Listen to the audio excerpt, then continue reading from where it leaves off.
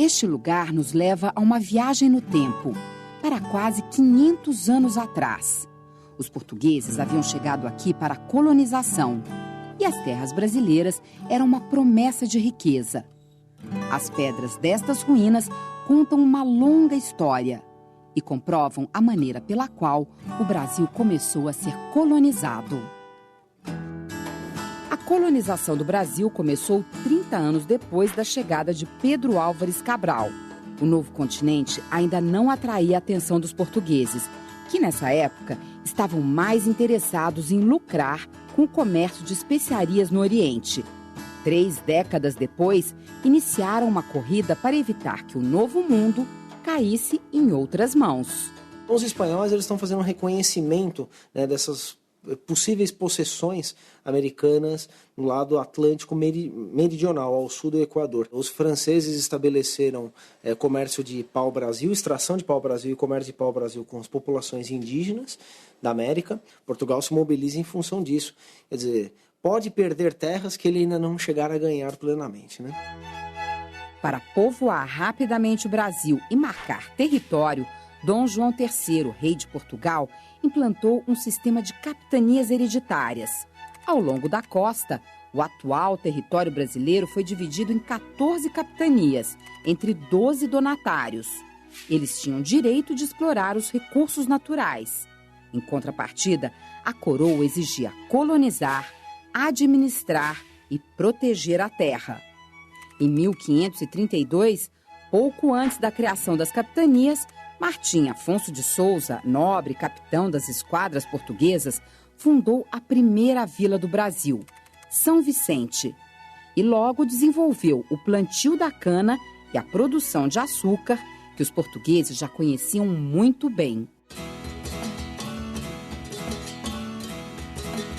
Aqui onde estão essas pedras, Martim Afonso de Souza ergueu um dos primeiros engenhos de cana-de-açúcar de que se tem notícia no Brasil. As ruínas, pesquisadas por historiadores e arqueólogos, comprovam que o engenho foi construído em 1534. O engenho São Jorge dos Erasmos fica na divisa entre as cidades de Santos e de São Vicente. É hoje um patrimônio histórico. Além de testemunhar a colonização brasileira, o engenho é uma base avançada de pesquisa, cultura e extensão universitária da USP, a Universidade de São Paulo. O que chama atenção nesse engenho é a maneira como ele foi construído. Ele está no alto do terreno, feito com paredes grossas. Isso significa uma preocupação com a defesa do território? Acho que para entender aqui o São Jorge dos Erasmos é preciso entender o momento que ele foi construído. No momento em que a coroa portuguesa está preocupada em preservar o seu território aqui na América, como uma maneira de garantir o Oceano Atlântico como seu mar mercantil. Então era preciso, ao mesmo tempo, trazer gente para cá que ocupasse produtivamente, mas era preciso também defender o território. Então o engenho tem essa característica. Ele é um engenho fortaleza. Que outros indícios, além das paredes grossas, revelam que esse era um engenho fortaleza? A preocupação com a segurança, com a fortaleza, são as seteiras. Nós temos várias, algumas já não aparecem, mas são essas daqui, são as seteiras. Essa posição, se você vir as paredes no sentido diagonal, que garantem, ao mesmo tempo que o atirador tenha visão, seja para um lado, seja para o outro, e que ele não receba, ao contrário, a munição do outro lado. Professor, e essa área? Essa daqui é uma escavação que foi feita no final dos anos 90, no primeiro reconhecimento arqueológico aqui do terreno, e o que se descobriu é que há uma camada de cinza bem significativa embaixo desta área que nós estamos pisando. Então, a minha hipótese em especial é de que nesta região estariam as fornalhas, aqui, dali passava o caldo, ali a região em que era moída a cana, aqui vinha o caldo, que era a área de cozimento, muito provavelmente aqui atrás, nessa região de trás, as mesas onde ficavam as formas de açúcar. Tudo isto precisa ser estudado no sentido de entender qual era a configuração produtiva deste engenho. E por que a opção pela força da água para movimentar, para mover o engenho? A força da água, nesse momento, ela é considerada uma energia mais nobre, mais dinâmica. O uso de animais é, num certo sentido, mais caro do que o uso da água como elemento natural. Essa mata não existia na época? A mata existia, mas ela é sempre muito destruída por dois motivos. Do combustível, que é essencial para as fornalhas, e o motivo da defesa, para que eles tivessem uma visão maior aqui da região. Mas a plantação da cana não se sabe onde ficava? Ela deveria ficar em áreas mais distantes, próximos aqui aos rios, nas áreas mais planas daqui da ilha. E distribuídas? Distribuídas. Em várias propriedades. Há uma datação para a entrega da cana, conforme o fornecedor. Ele tem uma data certa que ele corta a cana e entrega no engenho, porque a cana, depois de cortada, não pode ser armazenada. E depois de 24 horas, ela perde a sua capacidade, sacarinidade, ela azeda, etc. Então, há uma marcação para os lavradores. O cultivo da cana atravessou os séculos. Hoje, o Brasil é o principal produtor de cana-de-açúcar do mundo e gera, além do açúcar, álcool combustível e biodiesel. Mas por que a produção do açúcar foi escolhida como a primeira atividade econômica no período colonial? A cultura da cana, ela tem uma longa história, né, que remonta aí a séculos bem anteriores aos da colonização do Brasil. No começo do século XVI, ela está muito bem estabelecida em várias regiões do mar Mediterrâneo, né? Portugal, no entanto, já conseguira transplantar, né, e fazer ensaios de colonização com base na cana, né, transplantar então a cultura da cana-de-açúcar para ilhas africanas do Atlântico. Isso é muito importante. Quando começa a cultura de cana-de-açúcar no Brasil, eles já possuem, então, os portugueses, um background, uma experiência acumulada bastante consistente, né? Não apenas de cultivo da cana, mas também de produção do açúcar e de distribuição do produto, né? Isso veio das Ilhas Atlânticas, principalmente das ilhas de Cabo Verde e de São Tomé e Príncipe. O mais importante é a conjugação entre a cultura e a produção do açúcar e a utilização da mão de obra escrava. Foi quase que automático a escolha dos portugueses pelo cultivo da cana-de-açúcar, haja vista a demanda que havia pelo açúcar nos mercados consumidores da Itália, de Flandres. O açúcar, portanto, ele é considerado como um artigo de luxo, de especiaria e que tem um mercado garantido para isso. Pelo custo do frete, a única forma possível de você dar um sentido comercial para atividades no ultramar é escolhendo produtos que tivessem altíssimo valor agregado. E o açúcar, nesse sentido, era um produto ideal para isso. Os primeiros a serem escravizados para o trabalho nos engenhos foram os índios. Presos depois de conflitos com os portugueses, eles eram obrigados a trabalhar no plantio e corte da cana. Aqui no engenho de São Jorge dos Erasmos, a prova de que os índios foram os primeiros escravos está debaixo da terra. Aqui nós estamos numa área que é um cemitério. Descobriu-se que isso daqui é um cemitério.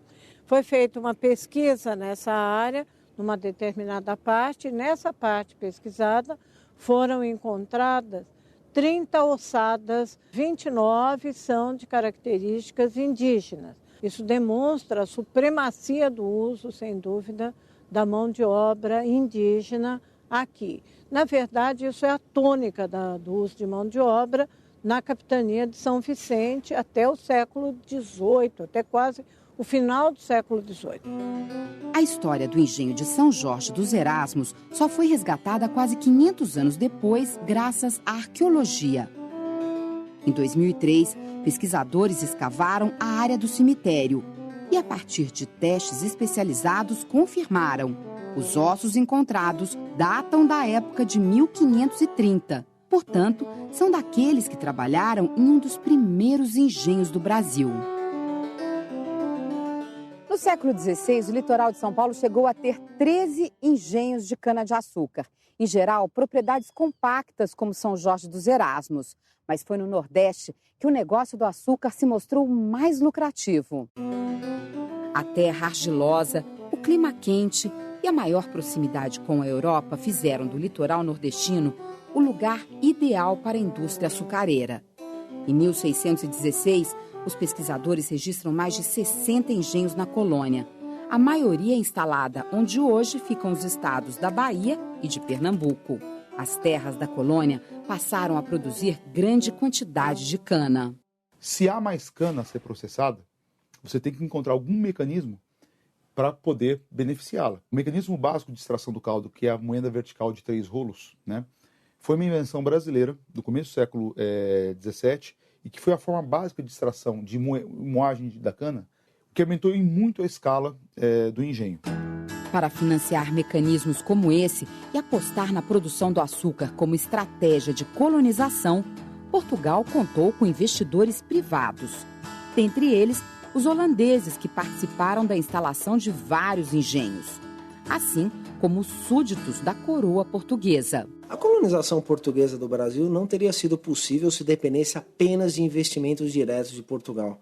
Sempre ela dependeu de uma parceria com os beneficiários, que são súditos do rei, né? E com os quais a coroa estabelece uma espécie de pacto. Se os súditos forem fiéis ao rei, se eles trabalharem para a grandeza do império, eles serão recompensados, eles serão reconhecidos como pessoas importantes na sociedade da época. A força de trabalho indígena já não era suficiente para a ampliação do negócio açucareiro. Não se sabe ao certo o número de índios que havia aqui quando os portugueses chegaram, mas boa parte foi dizimada em razão da excessiva exploração do trabalho e das doenças trazidas pelo homem branco. Você tem as correias de transmissão dessas doenças, né? Então, assim, o que aconteceu ao longo do século XVI na costa atlântica do Brasil foi um processo de mortalidade indígena assombroso, que afetava diretamente as possibilidades de escravização dos indígenas. Na medida que, enfim, que essas doenças se espalham, né, os portugueses têm que avançar cada vez mais no interior do território para conseguir escravos. Esses escravos que são trazidos para o litoral, eles morrem numa quantidade absurda. Essa é uma variável central, enfim, um fator central para compreender o porquê da escravidão africana no Brasil. Mas um fator absolutamente decisivo, né, crucial, né, para determinar esse estado de coisas, foi o fato de que não era possível estabelecer um comércio de indígenas tão lucrativo como aquele que foi estabelecido com os africanos. Então, a utilização da mão de obra escrava de origem africana não apenas pôde solucionar o problema do abastecimento de trabalhadores, como também abriu um lucrativo filão do comércio colonial. Os engenhos do Nordeste eram diferentes dos primeiros engenhos do litoral paulista. O mesmo local reunia a plantação e a unidade de produção e beneficiamento do açúcar. O que os aproximava era o uso cruel da força de trabalho escrava, agora de africanos. O Brasil foi o país que mais importou escravos africanos ao longo do tempo. Foi aqui que desembarcaram cerca de 50% dos escravos vindos para a América. Se foi o sistema que mais escravizou, a gente também pode dizer que foi o sistema que mais alforriou os escravos. Isso produziu, ao longo de 3 séculos, uma quantidade muito grande de uma população afrodescendente livre, mas que tinham relações com o sistema escravista. O Gilberto Freire, por exemplo, leu essa possibilidade de obtenção de alforria como uma prova da benevolência do sistema escravista brasileiro, ou seja, um sistema no qual os escravos seriam bem tratados, as relações sociais seriam pautadas por uma relativa democratização entre brancos e negros. Só que o que se esquece é que, para esse sistema funcionar, ele dependia constantemente da introdução de novos africanos. Então foi uma engenharia social bastante perversa, né? Onde você tem, numa das pontas, a produção de liberdade e, na outra ponta, a produção constante de escravização. A economia do Brasil colônia dependeu basicamente da produção de cana-de-açúcar ao longo de 3 séculos. Mesmo com o impulso da mineração, em meados do século XVIII, com a descoberta de ouro nas Minas Gerais, a cana-de-açúcar continuou a ser importante fonte de renda. Baseada no uso de grandes extensões de terra, na monocultura e na escravidão, a cultura açucareira influenciou a formação do povo brasileiro. É muito difícil a gente provar de maneira definitiva como que o escravismo se faz parte da nossa sociedade hoje. Mas a gente não tem como não enxergar em fenômenos como, por exemplo, o preconceito racial, né? O crivo racial da desigualdade social brasileira, né? A violência introjetada na sociedade brasileira. É difícil não enxergar aí marcas muito incômodas desse passado escravista.